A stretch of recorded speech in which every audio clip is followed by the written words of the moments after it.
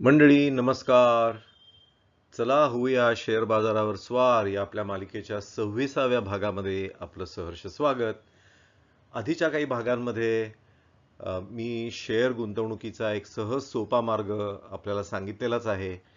तो म्हणजे एखादी कंपनी निवडत बसायच्या ऐवजी अर्थव्यवस्थेमध्ये गुंतवणूक करणं. आणि अर्थव्यवस्थेमध्ये गुंतवणूक करण्यासाठी साधा सोपा मार्ग आहे, तो म्हणजे निफ्टी इंडेक्स फंड घेणं. थोडक्यात देशामधल्या ज्या सगळ्यात मोठ्या 50 कंपन्या आहेत ह्यांना एकत्रित बांधणारा हा जो निफ्टी इंडेक्स असतो त्याच्यावरती बांधलेले जे म्युच्युअल फंड असतात त्यांना इंडेक्स फंड म्हणतात. आणि ओपन एंडेड फंड्स म्हणजे कितीही आपण युनिट्स खरेदी करू शकतो आणि परत त्यांना विक्री करू शकतो, अशा प्रकारची रचना असलेल्या फंडामध्ये जाऊन आपण गुंतवणूक करून सहजतेने 13 ते 16% परतावा मिळवू शकतो. त्या सगळ्याचा तपशील मी आधीच्या काही व्हिडिओजमध्ये दिलेला आहे. त्याचं अर्थव्यवस्थेशी नातं काय ह्याबद्दलही बोललेलो आहे. त्यामुळे ज्यांना एखाद्या कंपनीमध्ये गुंतवायला वेळ नाही, तेवढा अभ्यास करायला वेळ नाही, त्यांच्यासाठी तो सहज सोपा मार्ग मी आधीच तुम्हाला सांगितलेला आहे आणि त्याचा तुम्ही नक्की लाभ उठवा. त्याच्यामधनं केवळ 2 योजनांमधनं पोर्टफोलिओ कसा बनवता येतो त्याच्याबद्दलही मी विवेचन एका आधीच्या व्हिडिओमध्ये केलेलं आहे, तेही आपण बघा. परंतु अनेक जण असतात, मीही त्यातलाच एक आहे, की इंडेक्स फंडाच्या पलीकडे म्हणजे 13 ते 16% पलीकडे परतावा मिळावा अशी इच्छा असलेले कितीतरी जण असतात. मीही त्यातला एक आहे. आणि अर्थातच त्यामुळे माझी गुंतवणूक आता इंडेक्स फंडामध्ये नाही, माझी गुंतवणूक कंपन्यांमध्ये आहेत. माझ्याकडे खरं म्हणजे 5च कंपन्या आहेत. त्यातल्या 3 होल्डिंग आणि इन्व्हेस्टमेंट कंपन्या आहेत. त्याच्याबद्दल मी एक नंतर व्हिडिओ तपशिलात बनवणार आहे. ज्याच्या माध्यमातून मला अनेक कंपन्यांवरती एक्सपोजर मिळतं आणि त्याच्यात सुद्धा ज्याला इंग्रजीमध्ये डायव्हर्सिफिकेशन म्हणतात, की आपल्या जोखमीचं वाटप आपल्याला सहजतेने करता येतं, अशा प्रकारचं ते माध्यम आहे. त्याबद्दल मी नंतर बोलणारच आहे. माझ्याकडे 2 स्मॉल कॅप आहेत. खरं म्हणजे एकच होती, त्यातनं डिमर्ज होऊन दुसरी मिळाली. आणि त्या दोन्हीमध्ये सुद्धा म्हणजे ती जी मूळ कंपनी होती त्याच्यामध्येही मी 12-13 पेक्षा अधिक वर्षांपासून माझी गुंतवणूक आहे. आणि ह्या 5 कंपन्यांकडे आणि त्यांच्या जिथे गुंतवणूक आहेत त्या कंपन्यांकडे लक्ष द्यायला मला पुरेसा वेळ मिळतो माझ्या इतर सगळ्या जबाबदाऱ्या सांभाळून, माझ्या प्रोफेशनल जबाबदाऱ्या. कारण मी काही गुंतवणूक सल्लागार नव्हे, मी केवळ हे सगळे व्हिडिओ मराठी आणि इंग्रजी चॅनलवरती करतोय. याला कारण जे मी शिकलो ते आपल्याला त्याचा फायदा मिळावा एवढाच निखळ हेतू आहे माझा. त्याच्यामध्ये दुसरा स्वार्थ काहीही नाही. म्हणून मी कोणाला माझे व्हिडिओ शेअर करा असं सुद्धा हल्ली सांगत नाही. कारण ज्याला इच्छा आहे तो ऐकतो, त्याची इच्छा त्यांनी शेअर करावे का नाही. त्यामुळे माझा ह्याच्यामध्ये स्वार्थ काहीही नाही. परंतु जर कंपनीमध्ये गुंतवायचं असेल तर ज्याला मी असं म्हणेन की सवंग गुंतवणूक असं मी शब्द वापरीन त्याला. सवंग गुंतवणूक म्हणजे काय? कुठल्या तरी चॅनलवरती कोणीतरी एखाद्या कंपनीबद्दल बोलल्यानंतर आपल्याला हर्षवायू होतो आणि आपण त्या कंपनीच्या मागे धावतो. कुठल्या तरी एक स्तंभ वाचतो आपण पेपरामध्ये, एखादा खूप चांगला ज्ञानी मनुष्य दर आठवड्याला एक स्तंभ लिहित असतो. 52 कंपन्यांवरती तो 52 आठवड्यामध्ये, कारण कधी कधी एका स्तंभामध्ये 2 कंपन्या असं करून 100 कंपन्यांबद्दल ती व्यक्ती लिहित असते. त्या सगळ्यांबद्दल मला आदर आहे. परंतु या 5 कंपन्यांचा सातत्याने अभ्यास करणं, बाकी सगळ्या इतर जबाबदाऱ्या सांभाळून एवढंच मी वैयक्तिक करू शकतो. आणि खरं म्हणजे या बाबतीमध्ये वास्तववादी होणं हेच शहाणपणाचं असतं. मला अनेक कंपन्यांबद्दल जुजबी माहिती आहे, त्याला खरं म्हणजे शेअर गुंतवणुकीच्या दृष्टीने शून्य किंमत असते. तुम्ही एखादी कुठलीही नामांकित कंपनी घ्या, त्याच्याबद्दल मी तुम्हाला 10 वाक्य नक्की सांगू शकेन. एकतर माझ्या स्वतःचा व्यवसायाचा भाग म्हणून 70-75हून अधिक कंपन्यांसाठी माझे वर्कशॉप झालेले आहेत, 1 ते 5.5 दिवसापर्यंत. पण त्या कंपन्यांमध्ये मी गुंतवत नाही, कारण कुठेही कॉन्फ्लिक्ट ऑफ इंटरेस्ट नको, की त्या कंपन्यांच्या कधी कधी उच्चाधिकाऱ्यांबरोबर पण चर्चा करताना काही गोष्टी ज्या असतात त्या गोपनीय स्वरूपाच्या असतात आणि त्याचा मी वैयक्तिक लाभ उचलला आणि माझ्या गुंतवणुका तशा केल्या असं कधीही आरोप माझ्यावर येऊ नये म्हणून त्या कंपन्यांमध्ये जिथे माझा ट्रेनिंग प्रोग्राम झालेला आहे तिथे मी शेवटचा ट्रेनिंग प्रोग्राम झाल्यानंतर किमान 18 महिने गुंतवणूक करणार नाही, असा माझा स्वतःचा एक नियम आहे. आणि त्यामुळे यातल्या बऱ्याचशा कंपन्या माझ्यासाठी गुंतवणुकीसाठी बाद होतात.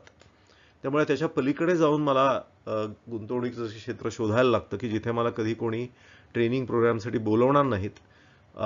पण त्या 5 कंपन्यांचा सातत्याने अभ्यास करून मला खूप चांगला परतावा मी मिळवतो, निफ्टी इंडेक्स फंडाच्या पेक्षा कितीतरी अधिक, जास्ती.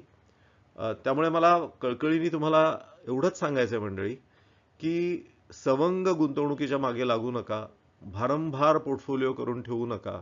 यांनी सांगितलं, त्यांनी सांगितलं, आणखीन कोणी सांगितलं, नवीन कंपनी कळली, खूप चांगली आहे, त्याचा भाव कमी आहे, तो मल्टी बॅगर होणार, अशा भ्रामक कल्पनांमध्ये राहू नका.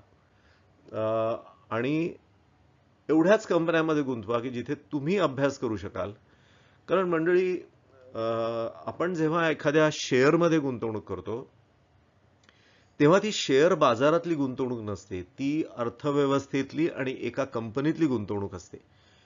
अर्थव्यवस्था सक्षम आहे की नाही हे बघणं हे आवश्यक आहे. भारताची अर्थव्यवस्था खूप सक्षम दिशेने प्रगती करते आणि येणाऱ्या काळात तर आश्चर्यकारक प्रगती आपल्याला बघायला मिळेल. संपूर्ण जगामध्ये संकटाचं वातावरण असून सुद्धा, असं माझं मत आहे. त्याच्याबद्दलही मी आधी व्हिडिओ केलेला आहे माझ्या इंग्रजी चॅनलवरती, रशिया युक्रेन वॉर आणि माय इन्व्हेस्टिंग स्ट्रॅटेजी, असं माझ्या फिनट्रेनिका नावाच्या चॅनलवरती माझा व्हिडिओ आहे, मार्च 9, 2022 रोजी रिलीज केलेला. सांगायचा मुद्दा असा की अर्थव्यवस्था आपली खूप नक्कीच जोमदार प्रगती करणार आहे. त्या सगळ्या तपशिलात मी आता जात नाही. पण कंपनी निवडताना आपल्याला अभ्यास करूनच त्या कंपनीची गुंतवणूक केली पाहिजे. कधी कधी माझे मित्र असे म्हणतात की एखादा खूप चांगल्या प्रकारे 15 मिनिटात एखाद्या कंपनीचं फंडामेंटल अनालिसिस करतो. मी तुम्हाला प्रांजळपणे सांगू इच्छितो की एक खूप चांगला अॅनालिस्ट जो एका किंवा फार तर 2 सेक्टर्ससाठी पूर्ण वेळ अभ्यास करत असतो, त्याला 10-12 कंपन्यांच्या वरती, ते सुद्धा 1 किंवा 2 सेक्टर मधल्याच, याच्या पलीकडे अभ्यास सातत्याने करणं आणि आपलं मत बनवणं आणि इतरांच्या प्रश्नांना उत्तर देण्या एवढं सक्षम होणं, हे एवढ्याच कंपन्यांच्या बाबतीत त्यांना शक्य असतं. त्यामुळे जे अॅनालिस्ट 15-20 मिनिटांमध्ये फंडामेंटल अॅनालिसिस करून आपल्यासमोर मांडतात, त्या सगळ्यांबद्दल मला आदर आहे. पण मी तुम्हाला सांगू इच्छितो की अशा गुंतवणुकीच्या नादाला लागाल तर तुम्ही स्वतःच फसगत ओढवून घ्याल, हे मी तुम्हाला निश्चितपणे सांगतो. कारण फंडामेंटल अॅनालिसिस हा काही एका वेळेला करण्याचा विषय नसतो, तर सातत्याने एखादी कंपनी कशी वाटचाल करते हे बघण्याचा विषय असतो. आज एखाद्या अॅनालिस्टने आज व्हिडिओ बनवला किंवा एखाद्या स्तंभामध्ये वर्तमानपत्राच्या एका कंपनीबद्दल लिहिलं की त्या सांगण्याच्या आधारावरती आपण गुंतवणूक करणं म्हणजे आपले जे अतिशय कष्टांनी मिळवलेले पैसे आहेत त्याच्याबद्दल आपण अवाजवी जोखीम ओढवून घेणं हे आहे. आणि म्हणून एवढ्याच कंपन्यांमध्ये गुंतवणूक करा. अॅनालिस्टचा जरूर व्हिडिओ ऐका, स्तंभ देखील वाचा, परंतु त्यातली मोजक्या कंपन्या निवडा ज्याच्यामध्ये तुम्ही सातत्याने अभ्यास करू शकाल आणि त्या कंपन्यांमध्ये तुम्ही अधिक गुंतवा. कारण मगाशी मी म्हटलं तसं आपण अर्थव्यवस्थेत गुंतवत असतो आणि एखाद्या कंपनीच्या धंद्यामध्ये आपण गुंतवत असतो. त्यामुळे तो धंदा आणि ती कंपनी कशा प्रकारे चालू आहे याचा जर आपण सातत्याने अभ्यास करू शकणार असू तरच त्या कंपनीत गुंतवा. कोणीतरी सांगितलंय म्हणून बिलकुल गुंतवू नका, ते खूप धोक्याचं आहे.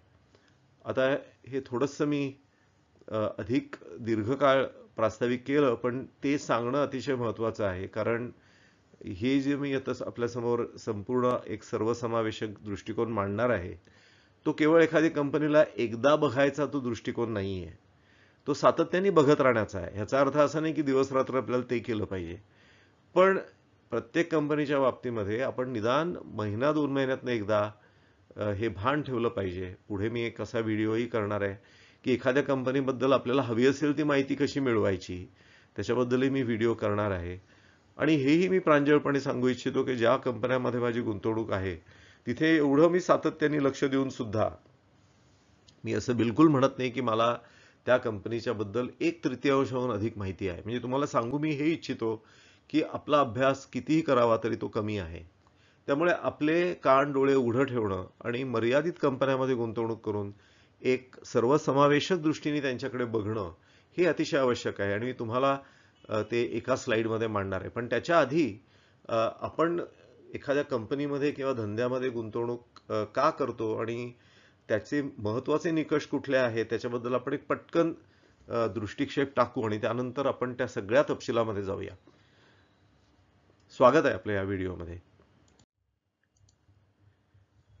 आपण एक लक्षात ठेवलं पाहिजे की कंपनीमध्ये किंवा बँकेमध्ये ठेव ठेवणं आणि एखाद्या शेअरमध्ये म्हणजे एखाद्या धंद्यामध्ये गुंतवणूक करणं ह्याच्यामध्ये मूलभूत फरक आहे.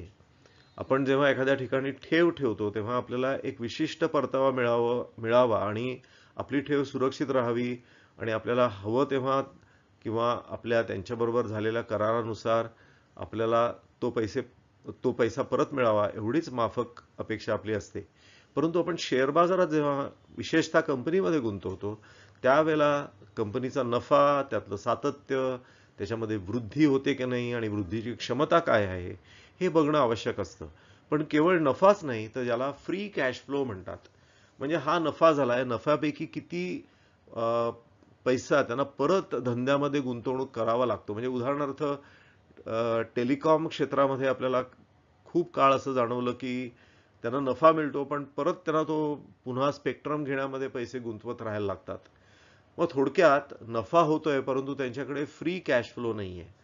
म्हणजे नफा वजा त्यांना करावी लागणारी गुंतवणूक ही जर त्यांच्याकडे पर्याप्त प्रमाणात नसेल तर ती कंपनी सातत्याने वाढू शकत नाही, कारण सदैव नवीन कराव्या लागणाऱ्या गुंतवणुकीवरती तिची वाढ असते आणि अशी जर कंपनी असेल तर आपल्यासाठी खूप मोठी जोखीम तयार होते आणि म्हणून केवळ नफा नाही तर त्याचा फ्री कॅश फ्लो बघावा लागतो.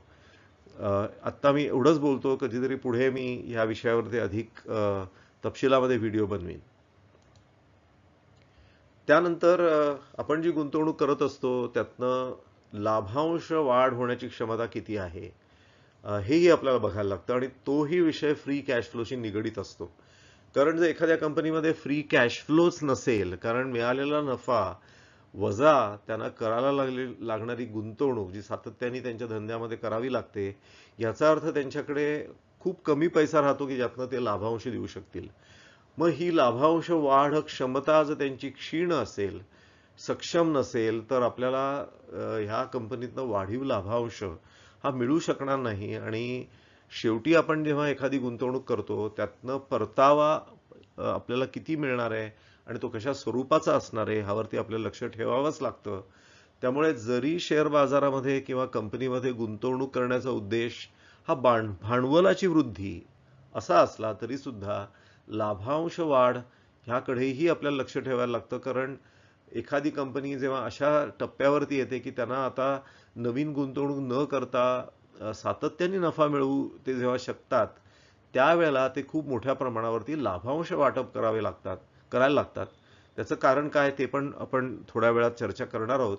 परंतु ही लाभांश वाढ क्षमता त्यांची कशी आहे हे सुद्धा आपल्याला लक्ष ठेवावं लागतं.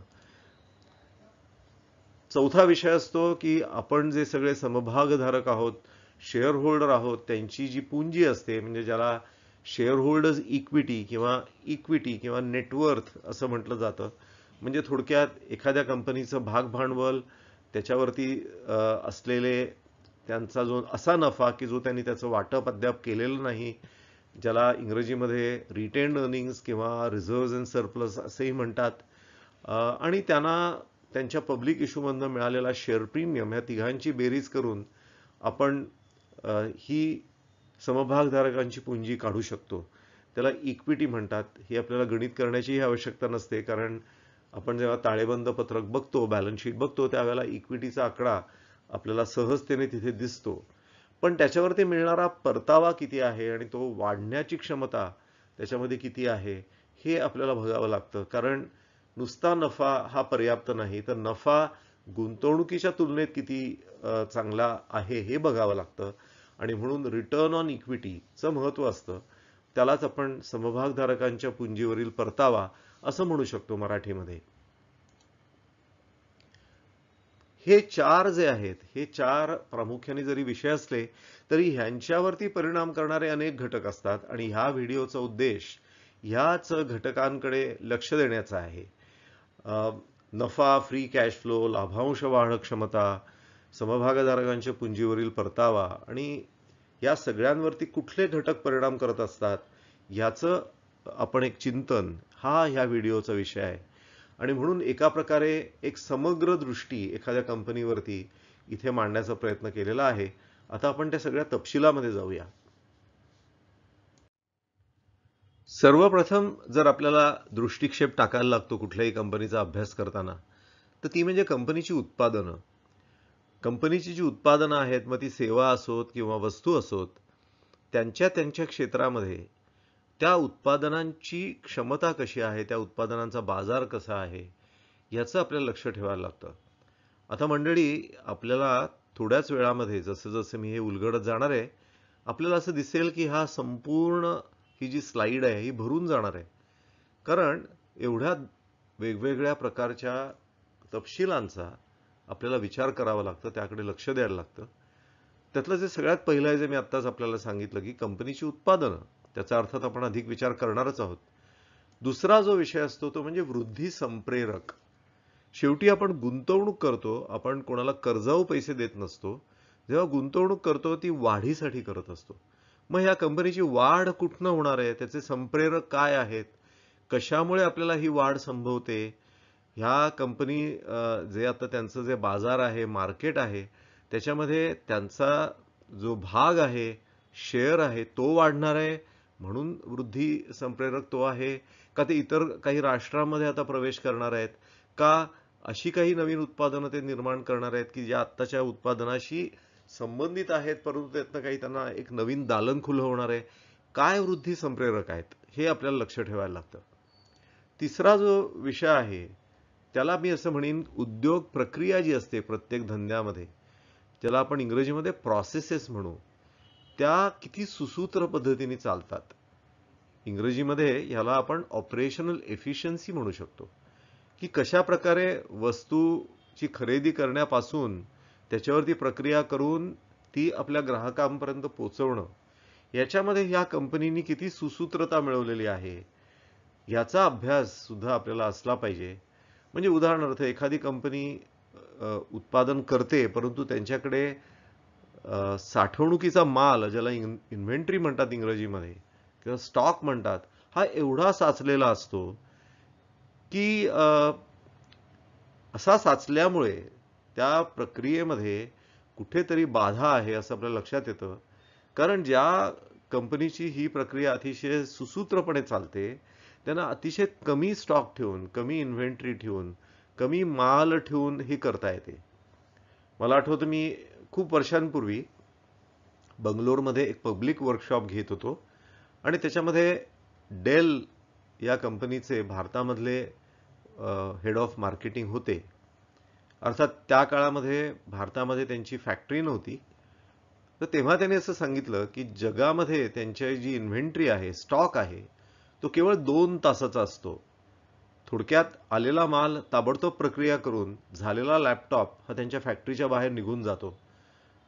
म्हणजे कच्च्या मालापासून तयार मालापर्यंत केवळ 2 तासाच्या आत ती प्रक्रिया होऊन त्या गोष्टी बाहेर गेलेल्या असतात.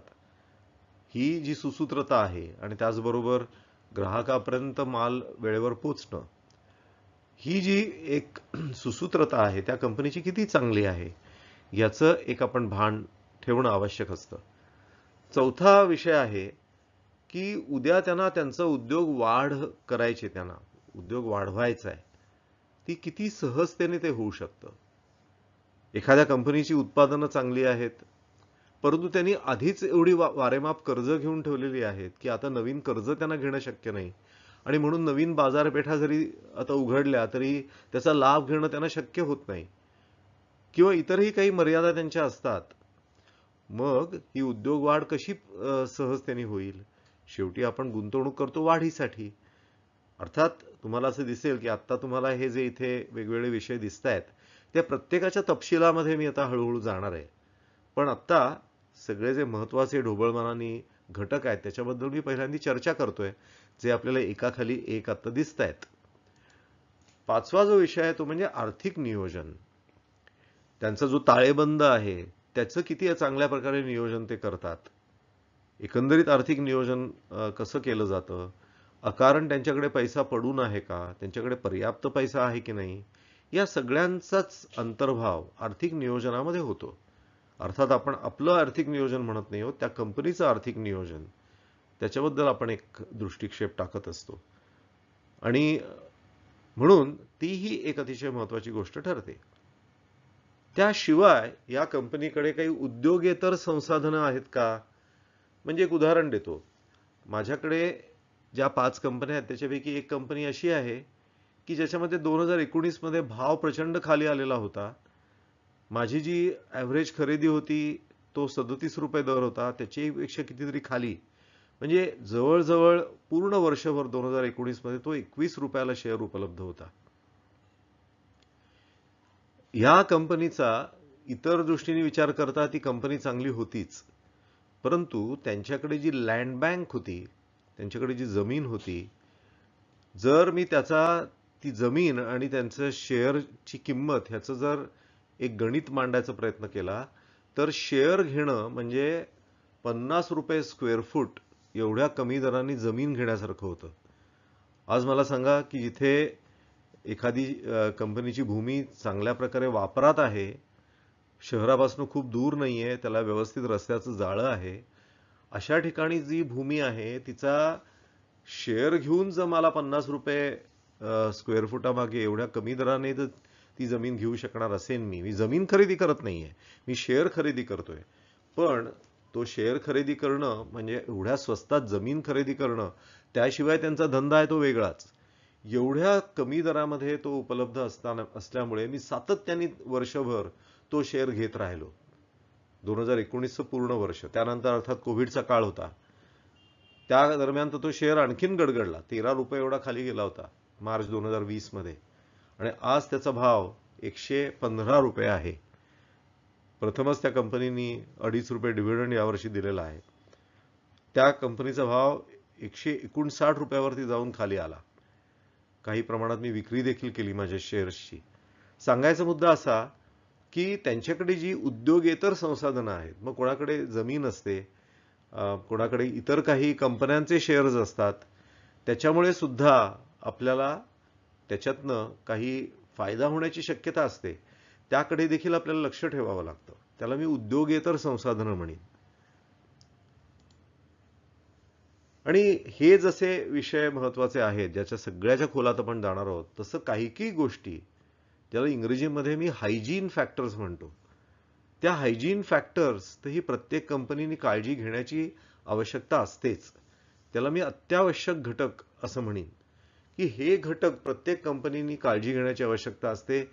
आणि नंतर मी एखादा व्हिडिओ असं निर्माण करणार आहे की कंपनीच्या माहितीचा आपण कसा काय एक सातत्याने मागोवा घ्यायचा, कारण आपल्याला काही रोज काही उठून ते घेणं शक्य नाही. मग त्याच्यामध्ये जीमेल अलर्ट्सचा वापर करू शकतो आपण. महिन्यातनं किंवा जर आपल्याला शक्य असेल तर 15 दिवसातनं एकदा एक्सचेंजच्या वेबसाईटवरती जाऊन काही माहितीचा मागोवा घेऊ शकतो. जीमेल अलर्ट्सच्या माध्यमातून आपल्याला काही व्हिडिओज जीमेल आपल्याला आपल्या जीमेल अकाउंटमध्ये आणून देतं की हे बघा या कंपनीबद्दल. असेही काही मार्ग आहेत, त्याच्याबद्दल मी नंतर बोलणार आहे. पण सांगायचा मुद्दा असा की ह्या सगळ्यातून मला ह्या कंपनीची एकंदरीत प्रगती कशी आहे ह्याच्याकडे सातत्याने लक्ष द्यायचं आहे. कुठल्या तरी अॅनालिस्टने सांगितलं आणि मी घेऊन टाकला तो शेअर आणि मी त्याच्याकडे बघतही नाही असे म्हणणारे पण महाभाग भेटतात. असं जर तुम्ही करणार असाल तर शेअरच्या नादाला लागूच नका, त्यापेक्षा इंडेक्स फंड घ्या. एखाद्या शेअरमध्ये तुम्ही गुंतवणूक करणार असाल तर एखाद्या धंद्यामध्ये करताय आणि म्हणून त्या धंद्याकडे सातत्याने लक्ष देण्याची जबाबदारी आपण घेतलेली असते. त्या जबाबदारीपासून पळवाट शोधू नका, ही मी विनंती नक्की तुम्हाला करीन. आता आपण ह्या एक गोष्टीकडे तपशिलामध्ये जाऊया. कंपनी उत्पादनाचा जेव्हा आपण अभ्यास करतो तेव्हा त्या उत्पादनाचं वेगळेपण काय आहे, त्याला इंग्रजीमध्ये प्रोडक्ट डिफरन्सिएशन असं म्हणतात. जर सगळेच जण एकसारखं प्रोडक्ट बनवत आहेत तर त्याला कमॉडिटाइज्ड मार्केट असं म्हणतात, की ज्याच्यामध्ये आता त्या ब्रँडला काही किंमतच राहिली नाही. जसं भारतातल्या एका नामांकित, अशा मी नाव घेत नाही, त्यांच्यासाठी माझा ट्रेनिंग प्रोग्रामही झालेला आहे हैदराबादमध्ये, पण एका नामांकित फार्मा कंपनीने युरोपमध्ये एक मोठा ब्रँड खरेदी केला. आणि खूप वर्षापूर्वीची गोष्ट सांगतोय तुम्हाला, पण त्याचा हेतू असा होता की त्या ब्रँड खरेदी केल्यामुळे युरोपियन, विशेषतः जर्मन बाजारपेठेमध्ये त्यांना अधिक किंमत लावून आपली उत्पादनं विकता येतील, कारण ब्रँड व्हॅल्यू असते. कारण त्या ब्रँड बरोबर त्याचं काहीतरी वेगळे पण लोकांच्या मनामध्ये असतं, त्याची गुणवत्ता लोकांसमोर जाते. म्हणून त्यांनी तो ब्रँड खूप प्रचंड पैसे देऊन खरेदी केला. काही 100 मिलियन युरो देऊन खरेदी केला. आणि नंतर असं झालं की जर्मन सरकारने सांगितलं, त्यावेळेला 2008-2009चा पेचप्रसंग जगभरात निर्माण झाला होता. सगळी राष्ट्र आपापले पैसे वाचवता कसे येतील ह्याच्याकडे लक्ष देऊन होती, आणि त्या पैशाचा विनियोग आपल्या बँका अडचणीत सापडल्या असतील तर त्यांना सोडवण्यासाठी कसा वापर करता येईल, अशा सगळ्या चिंता वेगवेगळ्या राष्ट्रांच्या समोर होत्या. आणि म्हणून जर्मन सरकारने असं म्हटलं की यापुढे आम्ही कुठल्याही ब्रँडची औषधं घेणार नाहीत, पण ज्या औषधांची जी स्पेसिफिकेशन असतात त्यानुसार सर्वाधिक कमी किमतीने जे कोणी देतील ती आम्ही औषधं खरेदी करू. आणि ह्या कंपनीला तो प्रचंड जो खर्च त्यांनी केला होता तो ब्रँड घेण्यासाठी, तो सगळा त्याच्यावरती पाणी फेरावं लागलं, कारण त्याला काही किंमतच राहिली नाही. याचा अर्थ ही औषधं कमॉडिटी झाली. त्याची केवळ सगळ्यात कमी कोण किमतीला देईल त्याच्यावरती जर्मन सरकार घ्यायला तयार झालं. त्यामुळे हे एक आपल्याला लक्ष ठेवायला लागतं की ह्या कंपनीकडे वेगळेपण उत्पादनाचं काय आहे आणि त्याच्यासाठी ग्राहक हा अधिक पैसे मोजायला तयार आहे का नाही. आणि ते केव्हा होतं, जेव्हा कंपनी स्वतः तंत्रज्ञान आणि शोध घेण्यासाठी सातत्याने लक्ष पुरवत असते. जेव्हा एखादी कंपनी दुसऱ्या कोणाच्या तरी तंत्रज्ञानावरती अवलंबून असते किंवा दुसऱ्या कोणाच्या तरी शोध कार्यावर अवलंबून असते, त्यावेळेला ती कंपनी पंगू असते आणि पुढे ना मागे ती कंपनी अडचणीत सापडते. परंतु जी कंपनी स्वतः तंत्रज्ञान निर्माण करत असते, स्वतः शोध घेत असते, त्यांच्याकडे स्थायी स्वरूपाची ती उपलब्धता राहते. आणि त्याचबरोबर त्यांच्या उत्पादनांमध्ये वेगळेपण ते राखू शकतात. भारतातल्या काही अशा दुचाकी कंपन्या आहेत की आज जगभरामध्ये त्या खूप वेगाने आपला बाजार पसरवत आहेत. त्याला कारण या दोन गोष्टींवरती त्यांनी केलेला हा आग्रह आणि त्यानुसार उचललेली पावलं. आता जेव्हा आपण वृद्धी संप्रेरकांचा विचार करतो त्याला नव्या बाजारातल्या संधी काय आहेत. हे नवे बाजार म्हणजे इतर देशांचे बाजार असू शकतील, किंवा आत्ताच आपण जी उत्पादनं करतोय त्याच्याशी संलग्न किंवा तेच तंत्रज्ञान वापरून इतरत्र कुठे काही उत्पादनं करू शकणार असू, किंवा इतर काही अशा प्रकारच्या कंपन्यांमध्ये स्टेक घेऊन ते तंत्रज्ञान किंवा अशा नवीन बाजाराच्या संधी उपलब्ध करून घेणं, जे भारतीय कंपन्या करतायत जगामधल्या इतर कंपन्यांमध्ये जाऊन ते गुंतवणूक करतात आणि त्यातून इतर बाजार त्यांना खुले होतात, किंवा एकत्रपणे त्या कंपन्यांशी ते जोडले जाऊन दोघांच्याही फायद्याचं काय होईल हे बघतात. अशा प्रकारच्या नव्या बाजारातल्या काय संधी त्यांना प्राप्त होणार आहेत त्याचा आपण अभ्यास करण्याची आवश्यकता असते. आणि हे जे आपण तंत्रज्ञान आणि शोधाचा विचार केला त्यातून नवीन उत्पादनं निर्माण करण्याची त्यांची क्षमता जी असते, आपली जुनी उत्पादनं ही नामशेष करणं, ती कालबाह्य करणं आणि नवीन उत्पादनं बाजारामध्ये आणणं, हे एक धार्ष्ट्याचं काम असतं. कारण आपलीच जी प्रोडक्ट्स आहेत ती कालबाह्य कंपनीने स्वतः करणं ह्याच्यासारखं दुसरं धार्ष्ट्य काय असेल. आपल्या सगळ्यांना माहिती आहे की कोडॅक नावाची एक प्रचंड समृद्ध अशी कंपनी होती की ज्यांचे कॅमेरे, ज्यांच्या फिल्म्स, यांचा खूप मोठा दबदबा होता जगभरामध्ये. आणि त्यांच्याकडे तंत्रज्ञानही होतं डिजिटल फोटोग्राफीचं, परंतु त्यांनी ते वेळेवरती पावलं उचलली नाहीत. आणि त्यांना असं वाटलं की आपली जुनी प्रोडक्ट्स जी आहेत ती नामशेष होतील, कालबाह्य होतील, आणि म्हणून त्यांनी नवीन प्रोडक्ट्स डिजिटल स्वरूपाची आणली नाहीत. पण इतर लोकांनी काही त्याची तमा बाळगली नाही आणि त्यांनी आणली, आणि ह्या कंपनीची संपूर्ण संधी हुकली. ही कंपनी आता नव्याने तिला पुनर्जीवित करावं लागलं, पण ज्या क्षेत्रात तिचा दबदबा होता त्या क्षेत्रात तिचा दबदबा राहिलाच नाही. आता इतर काही वस्तू ती गोष्ट कंपनी बनवते, पण त्याला काही विशेष अर्थ राहिला नाही. उद्योग प्रक्रिया सुसूत्रतेचा जेव्हा आपण विचार करतो त्यावेळेला संसाधनं जी उपलब्ध आहेत, जो कच्चा माल आहे, त्याच्यावरती प्रक्रिया आहेत, आपल्याकडे उपलब्ध असलेला मनुष्य बळ आहे, त्या सगळ्या संसाधनांचा ही कंपनी किती सुयोग्य वापर करते ते या उद्योग प्रक्रिया सुसूत्रतेसाठी फार महत्त्वाचं असतं. जर कंपनीला अवाच्या सवा गुंतवणूक ही आपल्या संसाधनामध्ये करावी लागली आणि त्या मानाने त्यांना जर तेवढी विक्री साधता येत नसेल तर त्याचा उपयोग काय? त्यामुळे ही प्रक्रिया किती सुसूत्र आहे त्याला फार महत्त्व असतं आणि त्यामुळे त्यांची वस्तू खरेदी आणि वितरण शृंखला किती चांगल्या प्रकारे काम करते. भारतामधली एक अतिशय प्रथितयश अशी पेंट्स मधली कंपनी की जिची ही वस्तू खरेदी म्हणजे ज्याला सप्लाय चेन म्हणतात आणि वितरण म्हणजे डिस्ट्रीब्युशन म्हणतात, याच्यामध्ये त्यांचा असलेला दबदबा आणि त्याच्यामध्ये असलेलं त्यांचं कौशल्य एवढं वाखाणण्यासारखं आहे की त्यांच्या क्षेत्रातली एक जगामधली मोठी दादा कंपनी भारतामध्ये त्यांनी प्रवेश केला. 5-6 वर्ष आपलं बस्तान बसवण्याचा प्रयत्न केला. $1 बिलियन त्यांनी खर्ची घातले, परंतु त्याचा काही उपयोग झाला नाही. त्यांना काही आपली विक्री नीट करताही आली नाही आणि भारतातनं गाशा गुंडाळून ती कंपनी देशाबाहेर पडली. याला कारण ही भारतीय कंपनी जी आहे तिचा जो दबदबा आहे वस्तू खरेदी आणि वितरण शृंखलेमध्ये, की जो कोणी स्टॉकिस्ट असतो, जो हा रंग आणि त्याचं सामान विकत असतो, त्याला कधी अशी वेळच येत नाही की एखादा ग्राहक आला आणि त्याच्याकडे पुरेसे ती सामग्री नाही, त्यामुळे ग्राहक कधीच बिनमुख जात नाही. अशा प्रकारची वितरण शृंखला जी कंपनी निर्माण करते तिथे तो स्टॉकिस्टही खूप खुश असतो, कारण त्याला हवाच्या सवा स्टॉक हा घेऊन ठेवावा लागत नाही. त्याला माहिती असतं की दिवसातनं 2, 3, 4 वेळा सुद्धा ही कंपनी माझ्यापर्यंत माल पोहोचवणार आहे. इतक्यापर्यंतची सुसूत्रता जी कंपनी निर्माण करते तिला इतर कोणालाही हरवणं हे फार कठीण होतं. उद्योग वाढ जी सहजता असते त्याच्यामध्ये क्षमता व्यवस्थापन, ज्याला इंग्रजीमध्ये कॅपॅसिटी मॅनेजमेंट असं म्हणता येईल. आणि क्षमता म्हणजे केवळ उत्पादन क्षमता नव्हे, वितरण क्षमता, मानवी संसाधनांची क्षमता, कर्ज घेण्याची क्षमता, इक्विटी फंडिंग उभं करण्याची क्षमता, आपल्याकडे इतर ज्या काही चक्र आपल्या व्यवसायात चालू आहेत त्या क्षमतांचं व्यवस्थापन, म्हणजे आजकाल ज्याला आउटसोर्सिंग म्हणतात, दुसरीकडनं बाहेरनं वस्तू किंवा सेवा या करून घेणं, आपण स्वतःच ते सगळं न करता, या एक प्रकारे ही सुद्धा कंपनीची क्षमताच असते.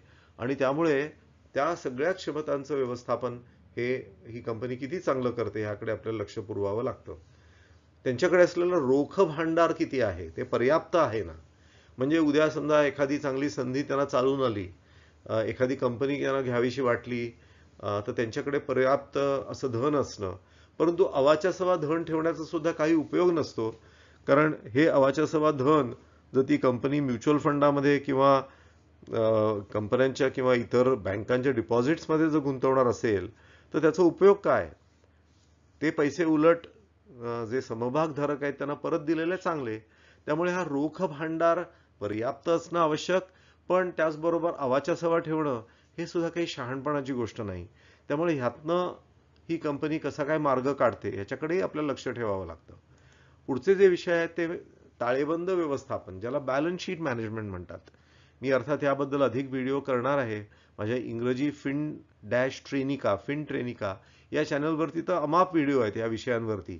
त्याच्यामध्ये असेट लाईट आणि असेट हेवी बॅलन्स शीट म्हणजे काय, असे अनेक विषय त्याच्यामध्ये आहेत. ते तुम्ही अवश्य बघा. मी त्या माझ्या फिन ट्रेनिका चॅनलची लिंक देखील या व्हिडिओच्या खाली देतो, ती तुम्ही अवश्य बघा. परंतु सांगायचा मुद्दा असा की बॅलन्स शीट त्याचा अभ्यास करणं, बॅलन्स शीट मॅनेजमेंट ही कंपनी किती चांगल्या प्रकारे करते हे अतिशय आवश्यक असतं. तरच त्याचं आर्थिक नियोजन चांगल्या प्रकारे होऊ शकतं. आणि जी समभागधारकांची पुंजी असते, एक नेहमी लक्षात ठेवलं पाहिजे की समभागधारकांच्या अपेक्षा हे पैसे कर्जाऊ देणाऱ्यांच्या अपेक्षापेक्षा कितीतरी जास्ती असतात. म्हणजे ढोबळमानाने सांगायचं झालं तर आधी मी ह्या व्हिडिओच्या सुरुवातीला जसं म्हटलं होतं की समभागधारकांना 13 ते 16% परतावा निफ्टीच्या माध्यमातून मिळवणं तर बिलकुल कठीण नाही. याचा अर्थ जेव्हा एखाद्या कंपनीच्या समभागामध्ये समभागधारक गुंतवणूक करत असतात त्यावेळेला त्यांच्या अपेक्षा तर 13 ते 16% अधिक असणार आहेत. म्हणजे थोडक्यात कॉस्ट ऑफ इक्विटी म्हणजे समभागधारकांची अपेक्षा ही 16%हून अधिक असते, परंतु जे पैसे कर्जाऊ देत असतात ते 7, 8, 9% एवढ्या माफक व्याजाने कर्ज देत असतात. म्हणजे त्यांची जी अपेक्षा असते ती खूपच माफक असते. पण त्यांना व्याजाच्या स्वरूपात ते सातत्याने परत करावं लागतं. समभागधारकांना काही तसं परत करण्याची आवश्यकता नसते, पण अपेक्षा मात्र त्यांची नक्की असते. आणि त्यामुळे अवाच्या सवा समभागधारकांची पुंजी आपल्या कंपनीमध्ये जर निर्माण झाली तर त्या सगळ्यावरती अवाच्या सवा दराने परतावा कंपनीला द्यावा लागतो. या उलट ही समभागधारकांची पुंजी आपण योग्य राखणं, अतिही न ठेवणं आणि कमीही न होऊ देणं, हे दोन्ही गोष्टी यातनं तारतम्य हे कंपनीला सांभाळावं लागतं. त्याच्या अर्थातच मी अधिक तपशील नंतर सांगणार आहे. आणि त्या संदर्भामध्ये बायबॅक वगैरे का करावे लागतात कंपनीला याचंही विवेचन मी करणार आहे. उद्योगेतर संसाधने, जसं मगाशी मी सांगितलं, एखाद्या कंपनीमध्ये मोठा भूमी भांडार असतो. हे आपण त्या कंपनीच्या ताळेबंद आणि त्याच्या ज्या काही नोट्स असतात त्याच्यावरनं आपण हे समजून घेऊ शकतो. हे अर्थातच पुढे जसा वेळ मिळेल तसे मी हे व्हिडिओज देखील करणार आहे. परंतु हा विषय तुम्ही लक्षात ठेवा. एखाद्या कंपनीमध्ये जर चांगला भूमी भांडार असेल, खूप मोठ्या प्रमाणावर जमीन आहे, फ्री होल्ड लँड आहे, त्यांच्या मालकीची जमीन आहे आणि कंपनीचा भाव अवाच्या सवा खाली आलेला आहे, तर ती घेण्यासाठी खूप सुवर्ण संधी असते. परंतु त्याचं गणित आपल्या डोक्यात स्पष्ट असलं पाहिजे. त्याचबरोबर गुंतवणूक भांडार त्यांचा कसा आहे, इतर उद्योगांमध्ये, इतर कंपन्यांमध्ये त्यांनी गुंतवणूक केलेली आहे का, ज्याचं उद्या मूल्यवर्धन होऊ शकतं. त्यामुळे त्याचंही एक आपल्याला भान असण्याची आवश्यकता आहे. आता आपण जे सगळ्यात तळातल्या विषय, अत्यावश्यक घटक, तो सगळे विषय आपण समजून घेऊया. कारण त्यांना मी हायजीन फॅक्टर्स म्हणतो. ते किती वेळा तरी आपल्या डोळ्यासमोर येत नाहीत, परंतु जेव्हा आपण त्यांचं वार्षिक जेव्हा अहवाल वाचतो त्याच्यामध्ये आपल्याला ह्या अनेक गोष्टींचा एक अभ्यास करता येतो की ह्या कंपनीचं खर्च व्यवस्थापन कसं आहे, कॉस्ट मॅनेजमेंट कसं आहे, ते आपल्याला त्यांच्या नफा आणि त्याचे जे काही रेशोज ज्याला म्हणतात, प्रॉफिटॅबिलिटी रेशोज, प्रॉफिट मार्जिन, जे पुन्हा मी इंग्रजी माझ्या व्हिडिओजमध्ये भरपूर प्रमाणावरती उपलब्ध केलेले आहेत, ते पण तुम्ही अवश्य बघा. पण खर्चाचं व्यवस्थापन किती चांगल्या प्रकारे करते, जोखमीचं व्यवस्थापन ही कंपनी किती चांगल्या प्रकारे करते, ज्याला रिस्क मॅनेजमेंट म्हणतात. एखादी मोठी रिस्क एखादी कंपनी पूर्णपणे धराशायी होऊ शकते. तसं काही होत नाही ना, ह्याचं आपल्याला लक्ष ठेवावं लागतं. प्रत्येक कंपनीला ते किती चांगल्या प्रकारे जोखीम व्यवस्थापन, रिस्क मॅनेजमेंट करतात ह्याच्याबद्दलचा एक अहवाल हा वार्षिक अहवालात द्यायला लागतो. त्याचाही अभ्यास आपण एक निदान वर्षातनं एकदा केला पाहिजे की कशा प्रकारची पावलं ती कंपनी उचलते. आणि गुगल अलर्ट्स किंवा जीमेल अलर्ट्सच्या माध्यमातून त्या कंपनीची आपण अद्ययावत माहिती आपल्या मर्यादांमध्ये मिळवण्याचा नक्की प्रयत्न करू शकतो आणि केला पाहिजे.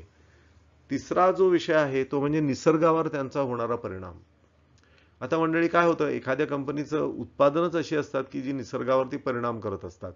केमिकल कंपनी असेल, फार्मास्युटिकल कंपनी असेल, रसायन उद्योग असेल, किंवा पेट्रोकेमिकल ज्याला म्हणता येईल, प्लास्टिक्स सारखे विषय असतील, सिमेंट सारखे विषय असतील, त्याचा निसर्गावर परिणाम होत असतो.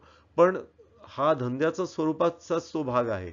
परंतु ही कंपनी ते परिणाम कमीत कमी व्हावेत म्हणून काय प्रयत्न करते, कारण एखादी कंपनी जर ह्याकडे लक्ष ठेवून नसेल तर त्याचा दुष्परिणाम त्या कंपनीवरती दीर्घकाळामध्ये नक्की होणार आहे. आणि म्हणून त्याबद्दल आपण जागरूक असलं पाहिजे. पुढचा जो विषय आहे त्यांचे सामाजिक परिणाम. अशी काही उत्पादनं ते बनवत आहेत का की ज्याचा समाजाला पुढे त्याचा त्रास होऊ शकतो आणि त्यामुळे त्याच्यावरती निर्बंध येऊ शकतात. म्हणजे उदाहरणार्थ एखादी कंपनी ही तंबाखू, पान मसाला किंवा सिगरेट्स अशा प्रकारची उत्पादनं करत असते. अर्थात हा पुन्हा प्रत्येकाच्या नैतिक दृष्टीचा भाग आहे की अशा ठिकाणी आपण गुंतवणूक करायची का नाही करायची. परंतु ह्याचे सामाजिक परिणाम काय होणार आहेत ह्याचंही एक आपल्याला भान ठेवावं लागतं. किंवा ते अशा प्रकारचं काही उद्योग नाही ना की जिथे इतर समाज घटकांकडनं त्यांना विरोध होऊ शकतो, तर त्याचंही भान आपल्याला असलं पाहिजे. आणि त्याचा जो एक सकारात्मक भाग किंवा भाव असा की ही कंपनी समाजाभिमुख किती आहे, असे कशा प्रकारचे ते उपक्रम राबवते की जे त्यांचे धंद्याशी संलग्न आहेत पण त्याचबरोबर समाजांना, समूहांना जोडणारं काम ते करत असतात. तर ते सकारात्मक सामाजिक परिणाम सुद्धा हे आपल्यासाठी चांगले असतात आणि आपल्या गुंतवणुकीच्या अभ्यासाचं ते भाग असले पाहिजेत. पुढचा जो विषय आहे कॉर्पोरेट गव्हर्नन्स. अर्थात ह्या विषयावर देखील माझ्या इंग्रजी चॅनलवरती व्हिडिओ आहेत की आपण कुठल्या गोष्टींची काळजी घ्यायला पाहिजे. परंतु कंपनीचे जे उच्च पदस्थ आहेत, जे संचालक आहेत, त्यांची बघण्याची दृष्टी कशी आहे, त्यांचं एक धंद्याच्या संदर्भातला दृष्टिकोन कसा आहे, का ते शॉर्टकट्स घेतात, ते अशा प्रकारे गोष्टी करतात की ज्याचा त्यांना ताबडतोब तात्कालिक फायदा मिळतो, पण दीर्घकालीन दृष्टीने त्यांचं नुकसान होणार आहे. या सगळ्याचा विचार आपल्याला करावा लागतो. त्याचे अनेक पैलू आहेत कॉर्पोरेट गव्हर्नन्सचे. मी नंतर मराठीमध्ये सुद्धा जमेल तर तो व्हिडिओ नक्की करीन, परंतु ज्यांना इंग्रजी आवडतं आणि समजतं त्यांनी जरूर इंग्रजी चॅनलवरती ह्या सगळ्याच विषयांवरती माझे व्हिडिओज आहेत ते अवश्य बघावे. काही त्याच्या लिंक्स सुद्धा मी खाली देईन. सगळ्यात शेवटचा जो विषय आहे, जो आजच्या दृष्टीने फार महत्त्वाचा आहे, की आजच्या जवळजवळ सगळ्या कंपन्या या बघितलं तर दृश्य स्वरूपामध्ये काही ना काहीतरी वस्तू किंवा सेवा निर्माण करत असतात, पण त्यांचा गाभा जर शोधला तर प्रत्येक कंपनी ही आज एक माहिती तंत्रज्ञानावर आधारित झालेली कंपनी झालेली आहे. मग त्याच्यामध्ये त्यांच्या नाविन्यपूर्ण वस्तूंचं उत्पादन असेल, ग्राहक केंद्रित सेवा असतील, ग्राहकांपर्यंत पोहोचण्याचे विषय असतील, अनेक विषय त्याच्यामध्ये येतात. परंतु सांगायचा मुद्दा असा की माहिती तंत्रज्ञानाचा वापर ही कंपनी किती चांगल्या प्रकारे करते आणि ग्राहक केंद्री सेवा कशा निर्माण करते, ग्राहकांशी संवाद कसा साधते, ग्राहकांच्या जे एका प्रकारचं त्यांचं जाळं आहे त्याचा फायदा कसा करून घेते आणि त्याच्याबद्दलची जी माहिती त्यांच्याकडे उपलब्ध आहे त्या माहिती तंत्रज्ञानाचा वापर करून ते आपला उद्योग अधिक सक्षम पायावरती कसे उभे करतात, असे अनेक विषय ह्या माहिती तंत्रज्ञानाच्या बाबतीमध्ये आज महत्त्वाचे झालेले आहेत आणि प्रत्येक कंपनीच्या बाबतीमध्ये आपल्याला हा मागोवा घेणं आवश्यक असतं. आता परत आपण हे जे कंपनी उत्पादने, वृद्धी संप्रेरके वगैरे जे विषय आहेत त्याच्याकडे परत एकदा वळूया. आता आपण थोडासा असा विचार करू की हे सगळे विषय अगदी बरोबर आहेत की उत्पादन वेगळेपण, प्रोडक्ट डिफरन्सिएशन, हे सगळं आपण ज्याला आपण इंग्रजीमध्ये क्वालिटेटिव्ह किंवा गुणवत्ता विषयक ह्या सगळ्या गोष्टी आहेत. परंतु त्याचं काही क्वांटिटेटिव्ह किंवा ज्याचं आपण काही मापन करू शकतो अशा प्रकारे आपण काही ह्याच्याकडे बघू शकतो का, तो विषय मी आता आपल्यासमोर मांडणार आहे. मग तुमच्या कंपनीची उत्पादनं वेगळी असतील, तुम्ही तंत्रज्ञान आणि शोधामध्ये गुंतवणूक करत असाल तर तुमचा नफा हा इतरांपेक्षा अधिक चांगला असला पाहिजे. नफ्याचं प्रमाण हे अधिक चांगलं असलं पाहिजे, ज्याला एबिटा मार्जिन म्हणतात इंग्रजीमध्ये. ते एबिटा मार्जिन तुमच्या स्पर्धकांच्या पेक्षा चांगलं असलं पाहिजे. तो त्याचा अर्थातच एका प्रकारे पुरावा आहे की तुम्ही सगळं उत्पादनं जी आहेत ती उत्पादनातलं वेगळेपण जपता की नाही, तंत्रज्ञानावर आधारित आहेत की नाही वगैरे. त्याच एक आपण दुसरा भाग बघू शकतो की शोध निर्माणावरती ही कंपनी किती खर्च करते, रिसर्च अँड डेव्हलपमेंट, आणि विक्रीच्या संदर्भामध्ये ते किती टक्के होतं. म्हणजे उदाहरणार्थ एखादी कंपनी 1000 कोटीची विक्री करते आणि 50 कोटीचं शोध निर्माणावरती, रिसर्च अँड डेव्हलपमेंटवरती ती खर्च करते, त्याचा तर 5% त्यांच्या विक्रीच्या ते शोध निर्माणावरती खर्च करतात. म्हणजे ती चांगली गोष्ट आहे. 5%हून अधिक असेल तर आणखीन चांगलं, कारण त्यातूनच त्यांच्या उत्पादनांचं वेगळेपण ते राखू शकणार आहेत आणि नवीन नवीन उत्पादनं आणि बाजार त्यांची गवसणी ते घालू शकणार आहेत. त्यामुळे ही जी काही काही फायनान्शियल मेजर्स ज्याला म्हणता येईल किंवा आर्थिक संदर्भामध्ये आपण यांची काही मोजणी करू शकतो. नफ्याची टक्केवारी मोजणी करू शकतो, शोध निर्माण हे विक्रीच्या संदर्भात किती आहे ह्याची मोजणी करू शकतो.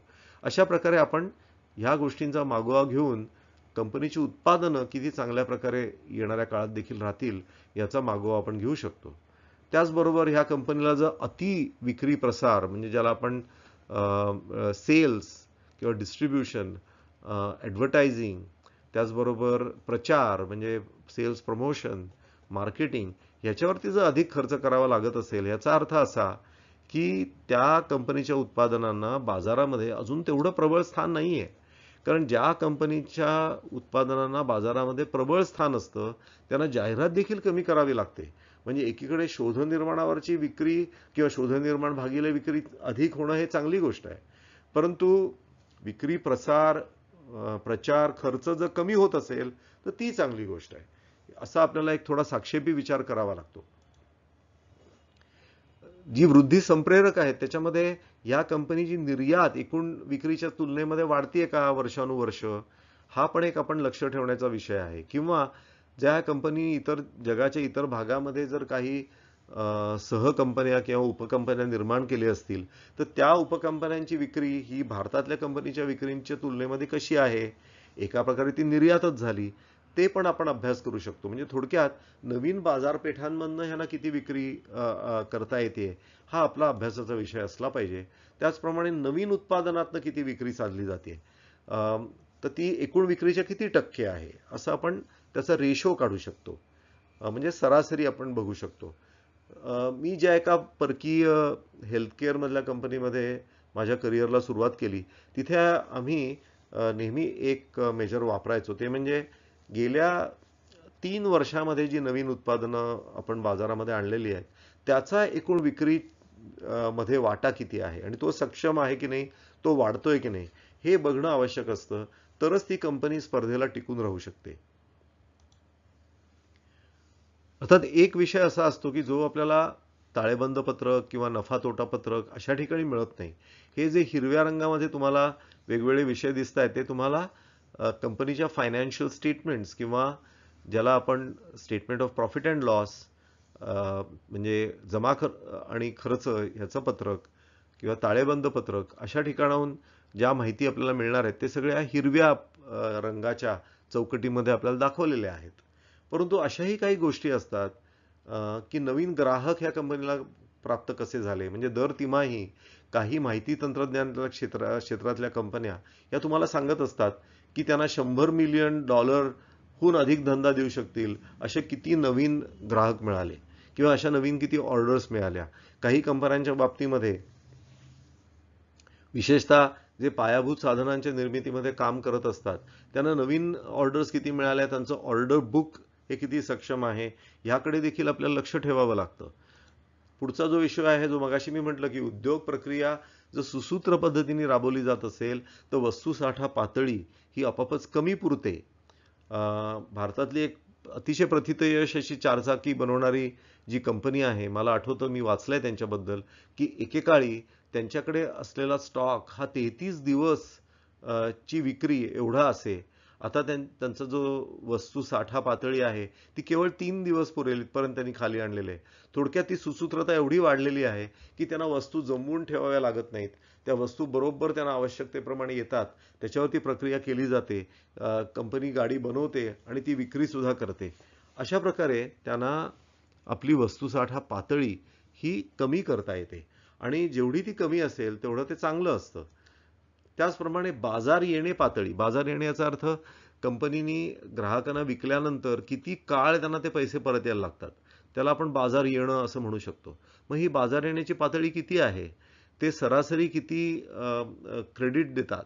म्हणजे एखाद्या कंपनीला जर 90 दिवसाचं क्रेडिट द्यायला लागत असेल आपल्या ग्राहकांना, याचा अर्थ ते तेवढे पुरेसे दमदार नाहीत असं आपण म्हणू शकतो. जर ते दमदार असतील, त्यांची उत्पादनं एवढी सक्षम आणि तोडीची असती तर त्यांना 15 दिवस सुद्धा पैशाचं क्रेडिट देऊन पुरलं असतं. पण तसं जर होत नसेल, त्यांना अधिक काळ जर क्रेडिट द्यायला लागत असेल तर याचा अर्थ त्यांची बाजारातली क्षमता ही खूपशी चांगली नाही असं आपल्याला म्हणता येईल. आणि त्याचप्रमाणे हे बाजार येणे पातळी खूप वाढीव अशी असेल तर ते चांगली गोष्ट नाही. कमीत कमी ती बाजार येणं पातळी राहणं हे आवश्यक आहे. जर 7 दिवसामध्ये जर त्यांना त्यांचं बाजार येणं हे त्यातले पैसे हे मोकळे करता येणं शक्य असेल तर ते फारच चांगलं, सोन्याहून पिवळं. तर आपल्याला ह्या गोष्टीचंही भान ठेवावं लागतं त्या कंपनीच्या बाबतीमध्ये. आणि एकंदरीत त्यांची उत्पादकता कशी आहे, म्हणजे त्यांची एकूण जी विक्री आहे ती संसाधनांच्या संदर्भामध्ये किती आहे. म्हणजे उदाहरणार्थ एखाद्या कंपनीचा वस्तुसाठा 100 कोटी आहे आणि त्यांची विक्री वर्षाला फक्त 1000 कोटी आहे, तर ह्याचा अर्थ त्यांचा वस्तुसाठा हा 10 वेळा चक्राकार फिरतो. कसा काय, 1000 भागिले 100 म्हणजे 10 चक्र त्याची पूर्ण होतात त्या वस्तुसाठ्याची. परंतु एखादी कंपनी 1000 कोटीची विक्री केवळ 40 कोटी वस्तुसाठ्यातनं करू शकत असेल तर ती 25 चक्र पूर्ण करते. म्हणजे थोडक्यात तिची उत्पादकता खूप जास्ती आहे असं आपल्याला म्हणता येईल. त्यामुळे वस्तुसाठा पातळी जेवढी कमी, बाजार येणं पातळी जेवढी कमी, तेवढं या कंपनीची विक्री आणि संसाधन उत्पादकता ही अधिक चांगली असं आपल्याला म्हणता येईल. म्हणजे थोडक्यात हा एक रेशो आपण काढू शकतो विक्रीवरती, आणि त्याला आपण भागलं संसाधनांनी. म्हणजे मग ती वस्तुसाठा असेल किंवा बाजार येणं असेल किंवा त्यांची एकंदरीत धंद्यामधली गुंतवणूक असेल, आपण वेगवेगळ्या प्रकारे हे रेशो कॅल्क्युलेट करू शकतो. ज्यांना इंग्रजीमध्ये ह्याचा तपशील जाणून घ्यायची इच्छा आहे त्यांना मी ह्या व्हिडिओच्या डिस्क्रिप्शन बॉक्समध्ये त्याच्या लिंक्स देणारच आहेत, त्या तुम्ही अवश्य बघाव्यात. पुढे जाऊया आपण. आता सहज वाढ धंद्याला केव्हा शक्य असते, तर त्यांच्याकडे वेगवेगळ्या प्रकारच्या क्षमता असतील तर. त्यातली एक महत्त्वाची क्षमता अशी आहे की त्यांना हवं तेव्हा पैसे उभे करता येतील की नाही. मग समजा असं धरून चाला की एखाद्या कंपनीने आधीच एवढी डोक्यावरती कर्ज घेऊन बसलेले आहेत की नवीन संधी पुढे आली तरी सुद्धा त्यांना कर्ज सुद्धा आता कोणी देणार नाही, अशी जर परिस्थिती आली तर त्याचा उपयोग काय. त्यामुळे डेट इक्विटी रेशो, ज्याला आपण कर्ज भागिले समभागधारक पुंजी, तो रेशो आहे, तो खूप जर जास्ती असेल, 2 पर्यंत पोचला असेल तर ती धोक्याची घंटा आहे. तो साधारण 1 असेल तर आपल्याकडे असं म्हणता येईल की त्या कंपनीमध्ये उद्या त्यांना जर कर्जावर पैसे उभे करायची वेळ आली तर त्यांच्या समभागधारकांच्या पुंजीच्या 1 पट एवढे ते कर्ज सहजतेने उभे करू शकतील. तर तोही एक आपल्याला विचार करण्याचा विषय असतो, भान ठेवण्याचा विषय असतो. पुढचा जो आहे भाग ते म्हणजे ज्याला आउटसोर्सिंग म्हणतात, बाह्य उत्पादन आपण म्हणू, ते विक्रीच्या किती टक्के आहे. म्हणजे एखादी कंपनी जर असा दुराग्रह करत असेल की प्रत्येक गोष्ट मी स्वतःच करीन, तर त्यांना आपली उत्पादन क्षमता सहजतेने वाढवता येत नाही. उलट जेव्हा एखादी कंपनी म्हणते की ह्यातले जे सर्वात महत्त्वाच्या ज्या प्रक्रिया आहेत ती मी माझ्याकडे ठेवीन, बाकी सगळं मी लोकांना देऊन टाकीन, ज्याच्यामुळे माझी जोखीम देखील कमी होईल, त्याचबरोबर इतर जण माझ्याबरोबर गुंतवणूक करायला देखील पुढे येतील त्या काही प्रक्रिया राबवण्याच्या दृष्टीने. आणि या सगळ्याचा परिपाक असा होईल की माझं जे एकंदरीत कॉस्ट स्ट्रक्चर ज्याला म्हणता येईल त्याच्यामध्ये काही प्रमाणामध्ये फ्लेक्झिबिलिटी म्हणजे लवचिकता मला मिळेल. आता कोविडच्या काळामध्ये काय झालं, जे सगळ्या वस्तू स्वतः बनवत होते त्यांच्याकडे अधिक प्रमाणामध्ये मनुष्यबळ देखील होतं, अधिक प्रमाणामध्ये संसाधनामधली गुंतवणूक होती, परंतु त्या सगळ्या कंपन्या अडचणीमध्ये सापडल्या. परंतु ज्या कंपन्या अधिक प्रमाणामध्ये आउटसोर्सिंग करत होत्या, बाह्य उत्पादनं करून घेत होत्या, त्यांना मात्र लवचिकता खूप सहजतेने राहिली, कारण त्या जोखमीचं त्यांनी वितरण आधीच केलेलं होतं. त्यामुळे ह्या गोष्टीचंही आपल्याला लक्ष ठेवावं लागतं. पुढचा एक जो महत्त्वाचा विषय आहे, जो एका प्रकारे म्हटलं तर आर्थिक नाहीये आणि म्हणून तुम्ही एक वेगळ्या रंगामध्ये दिलेला आहे, तो म्हणजे मानव संसाधन विकास. कारण शेवटी कंपनीची जी वाढ असते, उद्योगाची वाढ, ती कोणाच्या जीवावर होत असते मंडळी, ती तर त्याच्यामध्ये असलेले कर्मचारी, अधिकारी यांच्या जीवावरतीच ती होत असते. त्यामुळे ती फळी जेवढी चांगली तेवढ्या प्रमाणामध्ये ही कंपनी सहजतेने आपला उद्योग उभा करू शकते, नवीन उद्योगात सुद्धा सहजतेने शिरकाव करू शकते. म्हणजे जसं आपल्याला दिसलंय की काही अतिशय चांगल्या नावाजलेल्या अशा 2 व्हीलर कंपन्या आता इलेक्ट्रिक व्हेकल्समध्ये पण शिरतायत सहजतेने. चांगल्या 4 चाकी कंपन्या इलेक्ट्रिक व्हेकल्समध्ये शिरतायत, कारण त्यांच्याकडे मानव संसाधन विकास खूप चांगल्या प्रकारे त्यांनी साधलेला आहे आणि त्यामुळे कुठल्याही धंद्याच्या वाढीसाठी सहजतेने मनुष्यबळ उपलब्ध होऊ शकतं. आर्थिक नियोजनाचा जेव्हा विचार करतो आणि ताळेबंद व्यवस्थापन आणि समभागधारक पुंजी व्यवस्थापन, ज्याचा आपण आधी उल्लेख केला, त्याच्या संदर्भातला एक विषय तो म्हणजे गुंतवणूक परतावा किती टक्के आहे, ज्याला आपण रिटर्न ऑन इक्विटी म्हणू, तो किमान 20% आहे की नाही हे बघणं आपल्याला आवश्यक असतं. आणि जर एखादी कंपनी त्या समभागधारकांच्या पुंजीचं चांगलं व्यवस्थापन करत असेल तर त्यांना अशा प्रकारचं गुंतवणूक परतावा ठेवणं हे सहज शक्य होतं. याचबरोबर त्यांचे स्थायी खर्च, म्हणजे ज्याला इंग्रजीमध्ये फिक्स कॉस्ट म्हणतात, त्या किती प्रमाणामध्ये आहेत, ते प्रॉफिट मॅनेजमेंट, ज्याला नफा व्यवस्थापन म्हणता येईल, ते किती चांगल्या प्रकारे ही कंपनी करू शकते. त्यांची, ज्याला आपण आधी उल्लेख केला, जे तळामध्ये आपण वेगवेगळे विषय आहेत, खर्च व्यवस्थापन, जोखीम व्यवस्थापन, त्या सगळ्याचं इथे फार महत्त्व असतं. आणि ते जेवढं चांगल्या प्रकारे एखादी कंपनी करते तेवढं त्यांच्या नफ्याचं व्यवस्थापन हे साहजिकच चांगलं असतं. त्याचबरोबर कंपनी लाभांशाबद्दल कसं त्यांचं धोरण आहे, ज्याचा मगाशी मी उल्लेख केला, आणि पुनर्खरेदी धोरण, ज्याला बायबॅक म्हणतात. एखाद्या कंपनीमध्ये एवढा नफा असतो की तो पुरेसा लाभांश देऊन सुद्धा त्यांच्याकडे नफ्याची भरती होत राहते आणि मग त्याची परिणती अशी होते की समभागधारकांची पुंजी कंपनीच्या ताळेबंद पत्रकावरती अवाच्या सवा वाढते. आता मगाशी जर मी सांगितलं की त्याच्यावरती सातत्याने परतावा देणं हे कंपनीला अशक्य होतं आणि म्हणून पुनर्खरेदी किंवा बायबॅक असं ही कंपनी करून ते पैसे समभागधारकांना परत करून टाकते. तर त्यामुळे सांगायचा मुद्दा असा की लाभांश नीती आणि पुनर्खरेदी धोरण, ज्याला आपण बायबॅक म्हणू आणि डिव्हिडंड पॉलिसी म्हणू, या दोन गोष्टींवरतीही आपल्याला लक्ष ठेवावं लागतं. उद्योगेतर संसाधने याचा जेव्हा विचार करताना त्यांचं जे भांडवल आहे ते भांडवल शेवटी मर्यादित असतं मंडळी. समभागधारकांची पुंजी मर्यादित आहे. मग ती कुठल्या धंद्यांमध्ये ही कंपनी अधिक प्रमाणामध्ये लावते, जिथे परतावा जास्ती आहे तिथेच लावते ना, का अशा ठिकाणी आपली समभागधारकांची पुंजी लावते की जिथे त्या मानाने परतावा मिळणं हे कठीण होणार आहे, अशक्यप्राय होणार आहे. अशा ठिकाणी जर कंपनी गुंतवणूक करत असेल तर आपण तिथे गुंतवणूकदार म्हणून राहणं हे शहाणपणाचं होणार नाही. त्यामुळे त्यांच्याकडे असलेलं जे मर्यादित भागभांडवल आहे ते अशाच ठिकाणी ते गुंतवतात ना की जिकडे परताव्याची शक्यता अधिक आहे, तेही बघणं आपल्याला आवश्यक ठरतं. आता धोरणात्मक नवगुंतवणूक ते काय करतात, ज्याला ऑर्गॅनिक आणि इनऑर्गॅनिक ग्रोथ. ऑर्गॅनिक ग्रोथ याचा अर्थ आपलीच संसाधनं, आपलेच नवीन प्लांट उभे करणं, नवीन ठिकाणी फॅक्टऱ्या काढणं, इतर देशांमध्ये जाऊन कंपन्या उघडणं, याला आपण ऑर्गॅनिक ग्रोथ असं म्हणू. परंतु इनऑर्गॅनिक याचा अर्थ आपल्याला दुसऱ्या देशामध्ये प्रवेश मिळवायला हवा आहे तर डायरेक्टली त्या दुसऱ्या देशातल्या एखाद्या कंपनीमध्ये आपण भागभांडवल त्यांचं घेणं किंवा गुंतवणूक करणं, हा सुद्धा मार्ग त्याच्यातनं होऊ शकतो. आणि त्यातनं ही कशा प्रकारे ही पुनर्गुंतवणूक किंवा नवगुंतवणूक करत असते ह्याच्याकडे आपण लक्ष द्यायला पाहिजे. पण त्याचबरोबर दुसरा विषय धोरणात्मक निर्गुंतवणुकीचा. जेव्हा आपलं भागभांडवल हे पुरेसा परतावा एखाद्या धंद्यामध्ये मिळवत नाही, त्यावेळेला त्या कंपनीनी अगदी धोरणीपणे निर्गुंतवणूक देखील केली पाहिजे. आपल्याला अशी अनेक उदाहरणं दिसतात की एखाद्या धंद्यामध्ये पुरेसा नफा नाही म्हणून ती कंपनीच त्यातनं बाहेर पडते आणि दुसऱ्याला विकून टाकते आणि ते किती वेळा तरी शहाणपणाचं ठरतं.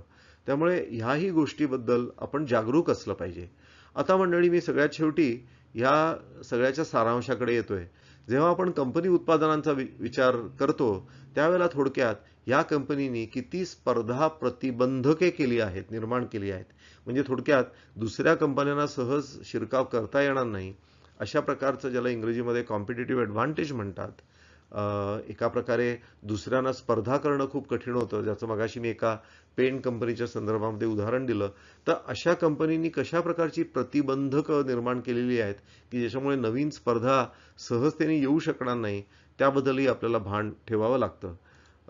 नाविन्य आणि पुनर्चित्रण याचा अर्थ काय?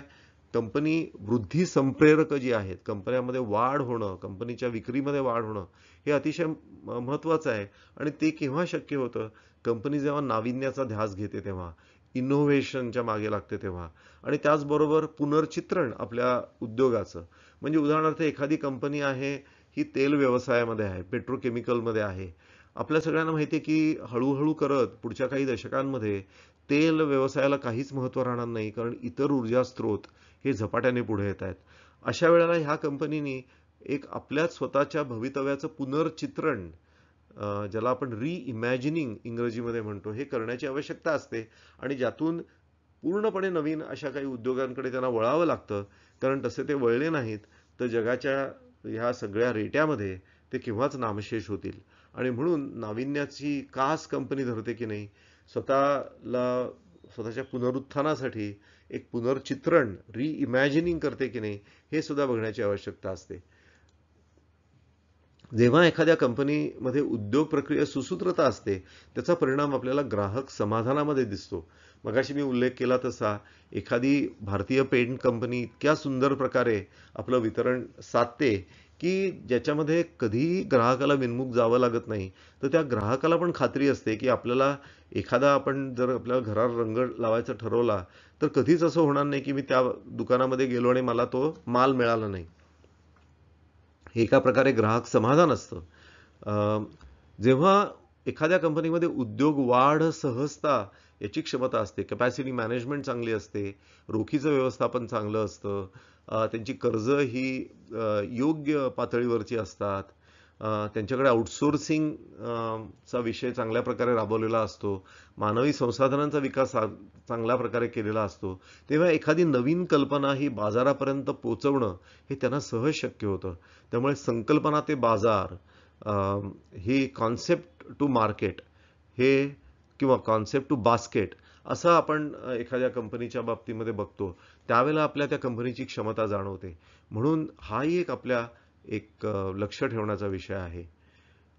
जेव्हा कंपनी चांगलं आर्थिक नियोजन करते, जे समभागधारकांची पुंजी आहे ती पर्याप्त ठेवते, गुंतवणुकीवरती परतावा चांगला देते, स्थायी खर्चां आणि नफ्याचं व्यवस्थापन चांगलं करते, लाभांशही लक्ष देते त्याच्याकडे, पुनर्खरेदी धोरण सुद्धा योग्य वेळेला राबवते, त्यावेळेला गुंतवणूकदार त्या कंपनीमधला अतिशय समाधानी असतो. आणि किती वेळा तरी जसं पुढचा जो शेवटचा मुद्दा आहे की त्याला गुंतवणूकदाराला काही नवीन लाभ देखील ह्या कंपनीकडनं होत असतात, कारण योग्य वेळेला ही कंपनी इतर संसाधनांचा वापर करते, इतर ठिकाणी गुंतवणूक करत असते, किंवा जिथे आता पुरेसा पर्याप्त असा परतावा नाही तिकडनं झपाट्याने बाहेर देखील पडते आणि त्यातनं गुंतवणूकदारांना नवीन नवीन लाभ होत असतात. किंवा त्या कंपनीमध्ये जे काही संसाधनं असतात, मग जमीन भूमी असेल किंवा एखाद्या दुसऱ्या कंपनीमध्ये घेतलेला स्टेक असेल, या सगळ्याचा एक चांगला लाभ हा गुंतवणूकदारांना होतो. आणि म्हणून मंडळी, आपण या सगळ्याच गोष्टींकडे लक्ष ठेवून, याचा अर्थ मी मगाशी सांगितलं तसं ह्या प्रत्येक गोष्टीकडे आपल्याला रोज रोज लक्ष देण्याची आवश्यकता नाही आहे. पण एक निदान महिन्यातनं एकदा आपण एखाद्या कंपनीकडे बघणं, त्याच्यासाठी जीमेल अलर्ट्स लावणं आणि ते आलेले अलर्ट्स बघणं आणि काय ह्या सगळ्या निकषांच्या बाबतीमध्ये काय घडामोडी उलाढाली चालू आहेत ह्याचं एक लक्ष ठेवणं हे करण्याची आवश्यकता असते. आणि हे जेव्हा आपण करतो त्यावेळेला कोणीतरी सांगितलंय म्हणून आपण गुंतवणूक करत नसतो. त्यांनी सांगितलं म्हणून जरी भले आपण छोटीशी गुंतवणूक केली, तरी जेव्हा आपला अभ्यास अशा प्रकारे वाढतो त्यावेळेला आपण अधिक मोठ्या प्रमाणावरती त्याच कंपनीचे शेअर घ्यायला सुरुवात करू शकतो. आणि ज्याचा एक सुपरिणाम असा होतो की आपला आत्मविश्वास दुणावतो आणि ह्या सगळ्याच्या बाबतीमध्ये आपल्याकडे रोखठोक उत्तरं असतात आणि त्याचा एक वेगळाच आत्मविश्वास हा आपल्याला जाणवतो. आणि म्हणून मंडळी, मी आपल्यासमोर हा एक तपशिलामध्ये व्हिडिओ मांडलेला आहे. 1 तासाचा हा व्हिडिओ आहे, परंतु मला खात्री आहे की ज्यांना गुंतवणूक करायची आहे त्यांनी या सगळ्याचाच साक्षेपी विचार केला पाहिजे. खूप खूप धन्यवाद.